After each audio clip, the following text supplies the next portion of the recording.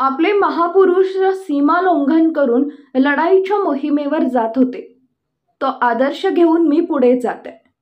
इथल्या शेवटच्या घटकांचा विचार करून माढ्याच्या 25 वर्षाचा बॅकलॉग भरून काढण्यासाठी आणि माढ्याच्या सर्वांगीण विकासासाठी साथ मिळेल असा विश्वास व्यक्त करत चेअरमन अभिजित पाटील यांनी माढ्याच्या विकासाचा रथ पुढे नेऊया असे आवाहन दसऱ्याच्या मुहूर्तावर रावण दहन प्रसंगी येथील जनतेला केले. तिथे ते माढा आयोजित करण्यात आलेल्या माढा कृषी व सांस्कृतिक महोत्सव या कार्यक्रमात बोलत होते. ते पुढे बोलताना म्हणाले की उद्याच्या काळात फक्त ऊस आणि पाण्यावर बोलून चालणार नाही, तर इथल्या शेवटच्या घटकांचा विचार करून माढ्याच्या सर्वांगीण विकासासाठी काम केलं पाहिजे. युवक, महिला वर्ग, बेरोजगारी, सांस्कृतिक जडणघडण याचबरोबर ज्या युवकांकडे शेतजमीन नाही त्यासाठी काम केलं पाहिजे. व्यवसाय करणाऱ्यांना चालना दिली पाहिजे. माढ्याच्या 25 वर्षाचा बॅकलॉग भरून काढावा लागेल. यासाठी तेथील जनतेची साथ मिळेल असा विश्वास व्यक्त करत ते म्हणाले की कायम अधर्मावर असत्यावर विजय मिळवता येतो. असत्य खूप काळ टिकत नाही. उद्याच्या काळात सत्याच्या बाजूने उभं राहण्यासाठी येथील जनता सज्ज आहे. प्रत्येक युवकाच्या सोबत हातात हात दिल्यानंतर जी तडप जाणवते ती तडप उद्याच्या परिवर्तनाची नांदी दिसत आहे असा विश्वास व्यक्त केला.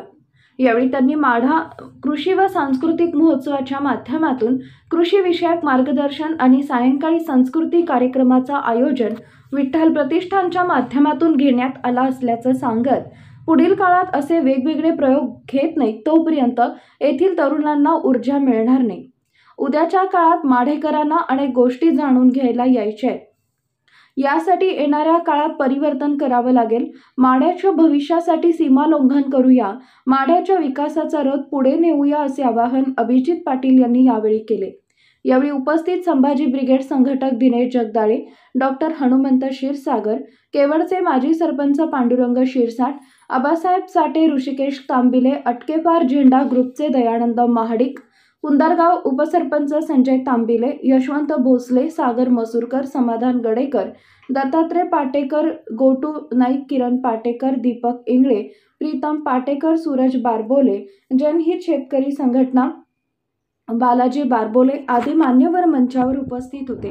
तर हा रावण दहनाचा कार्यक्रम आणि कृषी प्रदर्शन पाहण्यासाठी हजारोंचा जनसमुदाय जमला होता. खरं तर आज प्रभू श्रीरामाने रावण दहन केला होता आणि आई जगदंबेने देखील असुराचा वध करून विजयादशमी साजरी केली होती. त्या राम आणि त्या ठिकाणी वानर सेनेच्या जीवावरती त्या ठिकाणी विजयादशमी साजरी करून रावणाचा अहंकार, रावणाची वृत्ती, रावणाचा जो प्रतिकात्मक त्या ठिकाणी दहन झालं होतं. त्यामुळे आज ही प्रथा माढेकरांमध्ये त्या ठिकाणी पहिल्यांदाच होते आणि ती आम्ही सगळ्याच्या माध्यमातून त्या ठिकाणी ही आज साजरी केली.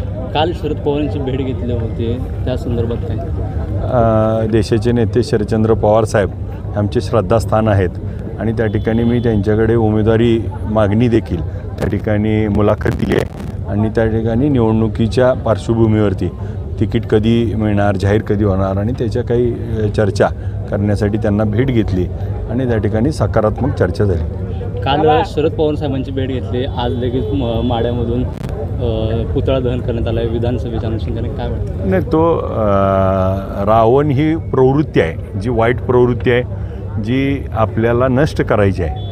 म्हणून हे प्रतिकात्मक आहे. हे राजकारणाशी न हे करता त्या ठिकाणी ही वाईट वृत्ती मनातून त्या ठिकाणी घालवून चांगला विचार यावा. आज माझ्याबरोबर असणारे सगळेजण त्या ठिकाणी युवक आहेत आणि जसं रामाबरोबर त्या ठिकाणी वानरसेना होती आणि कोणीही मोठं नव्हतं तरी देखील त्या ठिकाणी एवढ्या मोठ्या साम्राज्यापुढं, एवढ्या मोठ्या सरदारांपुढं, एवढ्या मोठ्या त्यांच्या युद्धांपुढं त्या ठिकाणी वानरसेना ही त्या ठिकाणी प्रबळ ठरली होती. तसे आमचे युवक त्या ठिकाणी उद्या काळामध्ये प्रबळ ठरतील.